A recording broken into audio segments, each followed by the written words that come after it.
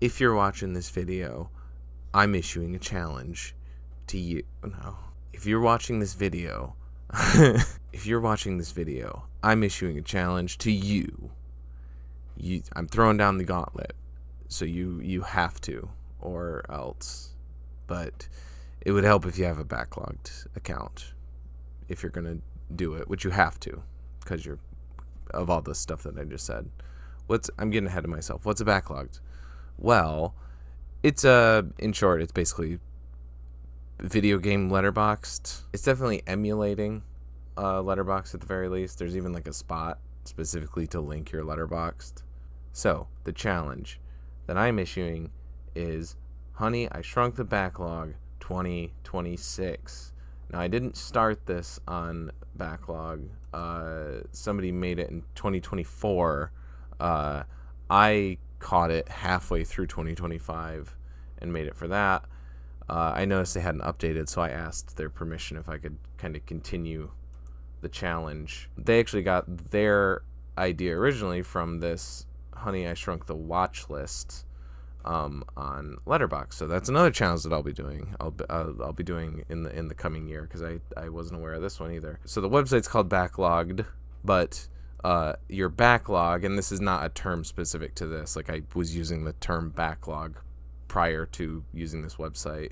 It's just your buildup of games. You know, like it's like your watch list essentially. So the idea is that you're taking from that, using these criteria to get through it. I'll kind of run through my last year. I'll do a sort of like how I do my Hooptober recaps. Kind of cover my highlights for 2025, and then I'll go into the rules for mine. I'll have a link to it in this, so you can follow that if you want to do it. Yeah, so last year, we got first game added to your backlog, last game. So there's a lot of like ones that you can't really pick here. It's just like whatever was your first game, whatever was your last game, highest average rating, lowest average rating, game from the 80s, 90s, 2000s, 2010, 2020s. And then I like this, just the shuffle and play the first one. So you go to random, you hit random, and then just the first one. I kind of like that. Any game by a developer you haven't played anything from.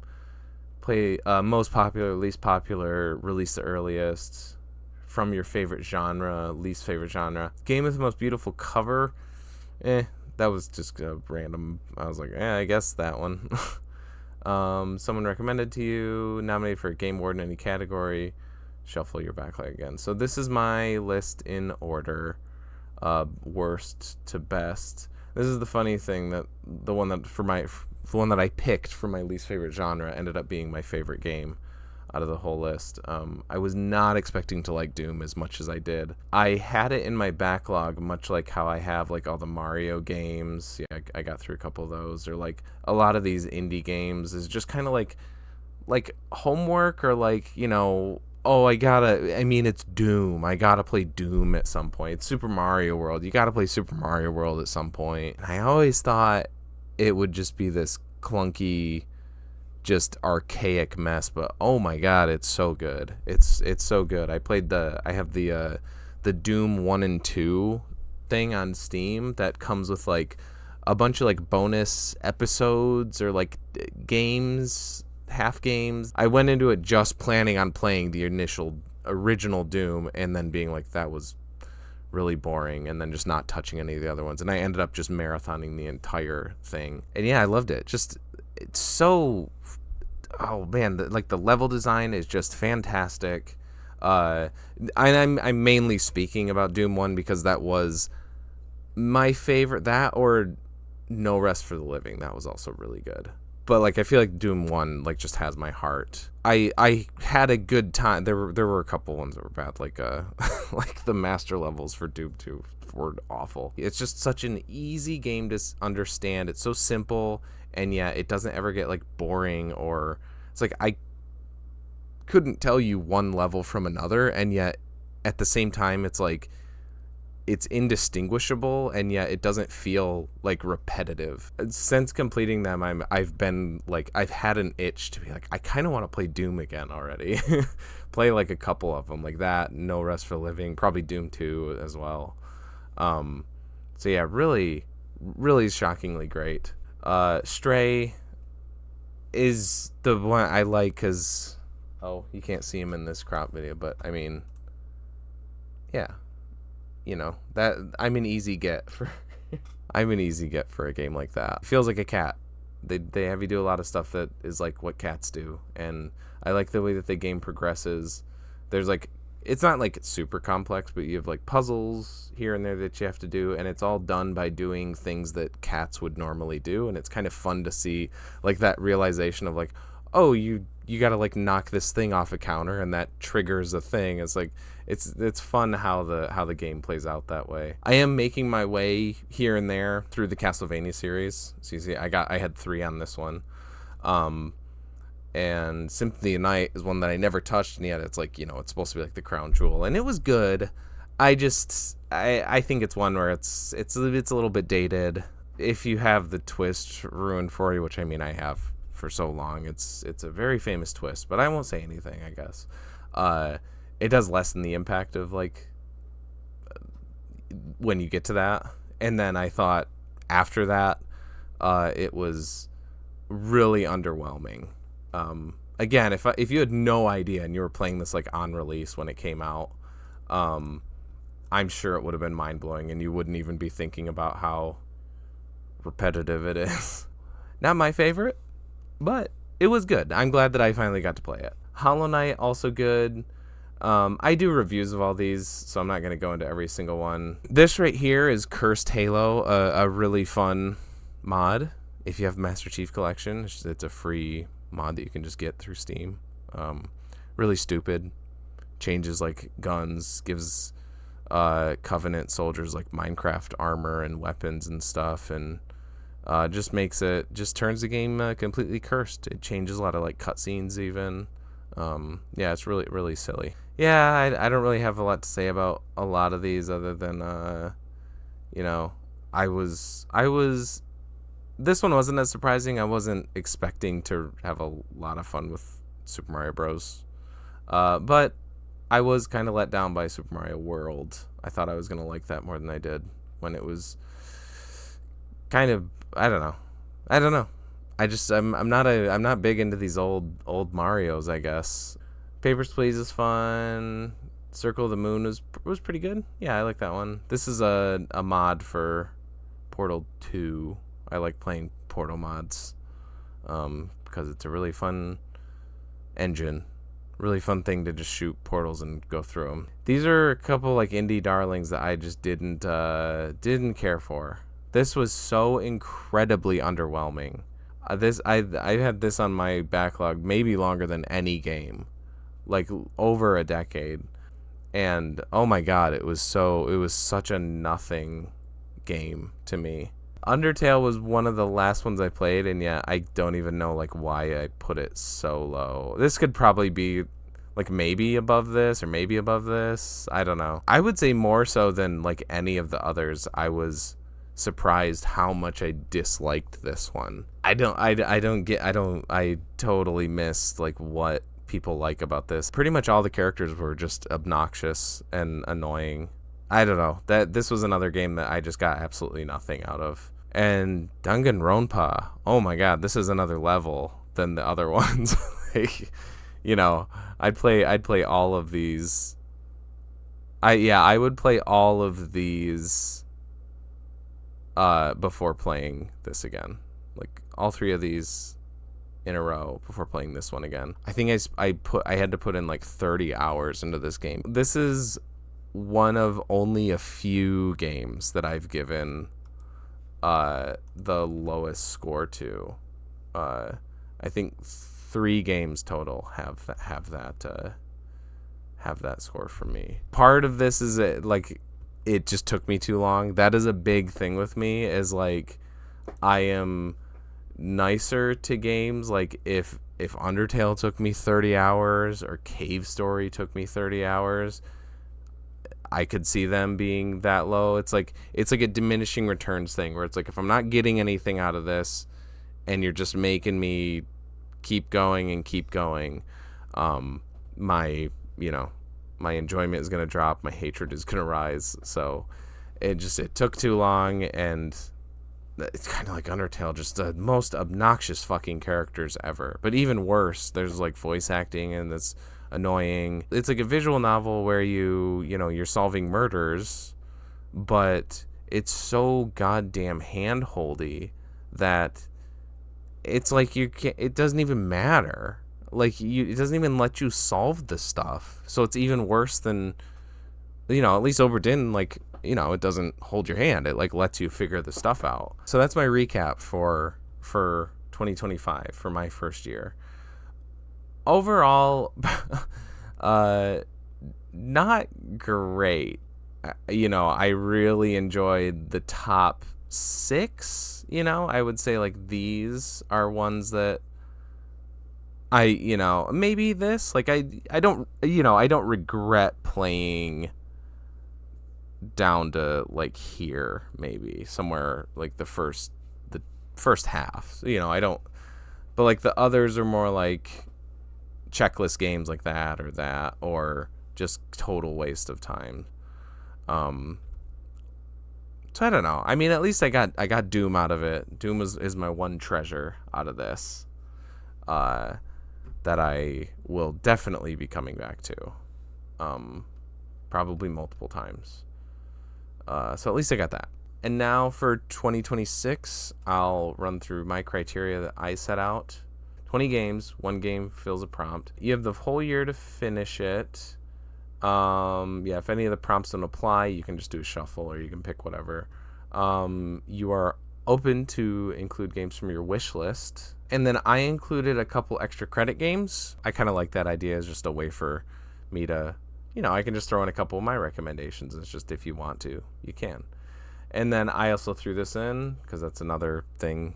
I'm Hooped Over is like my first challenge, so I took a lot of inspiration from that. I discovered the original one in like May of this year, and I was able to finish it. I was able to finish 20 games.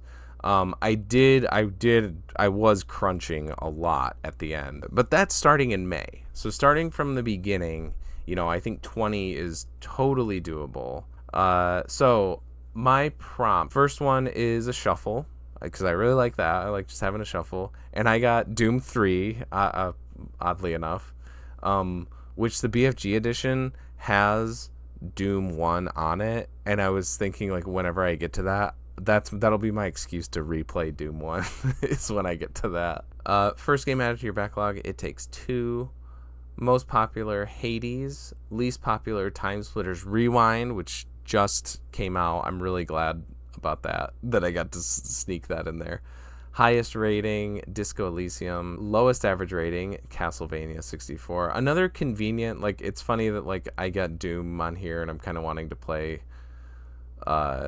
those now, and I'm trying to make my way through the Castlevania series, and it just so happens, like, hey, a lot of Castlevania games suck, because I'm pretty sure Castlevania Legends, was lowest average rating for this year. So that's funny that it's Castlevania 2 years in a row. From the 90s, Doom 64, so that was a choice. This is the last classic Doom that I have to play. It's the only one that wasn't on the combo pack thing that I did, so I was like, naturally I gotta do that, gotta wrap that up. From the 2000s, Metro Prime 3 Corruption. I have started this game a couple times. I've never finished it, and I'm making myself play that before getting to Prime 4. So that's the first. That's the ones that are more strict. And I mean, even, like, you have a little bit of freedom with the Decades ones. I noticed, like, everybody has the same, and I mean, I guess it makes sense, like, based on your own backlog. It's like the most popular one, the highest rated. It's always the same few. It's like gonna be, people are gonna have these or Hollow Knight or like Red Dead Redemption in these spots, because when you make your backlogged, it's like, rate a few games or add some games to your backlogged, and it's always like the most popular ones. So it's kind of like a repeating cycle. Like, it's always just going to be these same few games at the top. So anyways, second half, a little more free. From Before You Were Born, Super Mario Bros. 2, a standalone game, no franchise or series, obviously. Flower, From a rarely updated or dead franchise, I did Roller Coaster Tycoon 2 Triple Thrill Pack. I fucking loved the Roller Coaster Tycoon, mainly the first one, but I did play the third one a bit. And the second one's the only one I never played. From a franchise you've never touched, Prince of Persia: The Lost Crown. So you can kind of see I kind of have like a little mini themes. I did like 3 like franchise specific ones. Playable in one sitting, which I consider 1 to 4 hours completion time. A game you own physically, I got Pikmin 4. One you've been putting off for years, Psychonauts. That's probably basically since that game came out I've wanted to play it. Starts with the first letter of your name or username. Telling Lies. Fan made or ROM hack, because I love fan made mod games. I had a couple on my last one. Yeah, I did AM2R Return of Samus. It's a remake of the second Metroid game. It's kind of like a legendary ROM hack in the Metroid community. This is something I think I kind of like the idea I came up with, where each year I'll pick a different genre, and it's my genre highlight. So first one, I went with a classic genre of platformer. I'm doing Donkey Kong Country Returns HD. Another series that I got into very recently is the Donkey Kong series, and that started with Tropical Freeze, which I adored. And then my extra credit games are so these are ones that I've played before.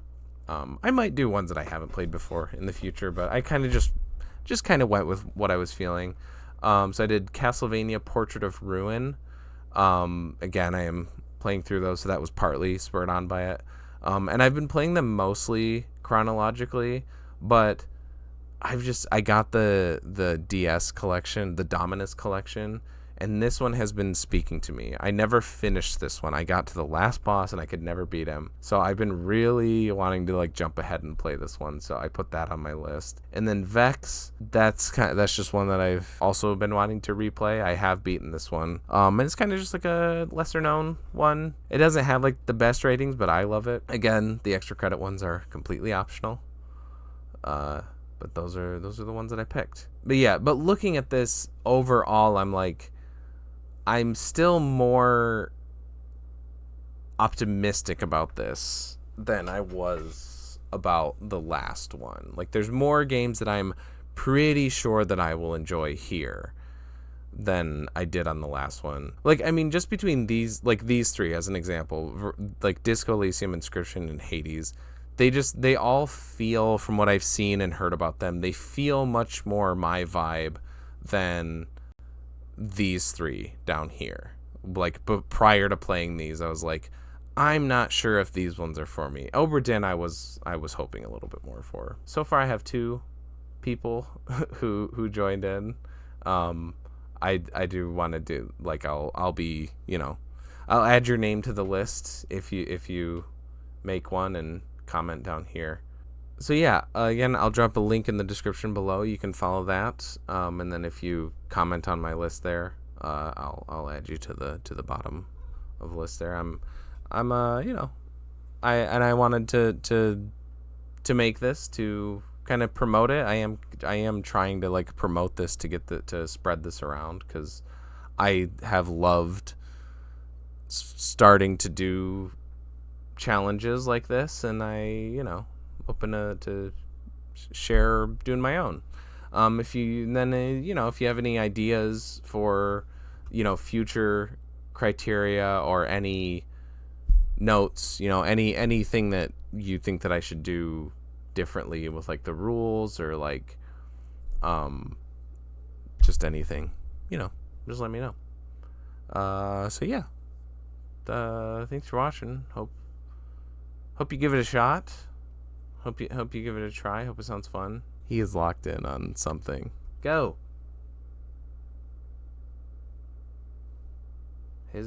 Oh my god. Do you see that tail?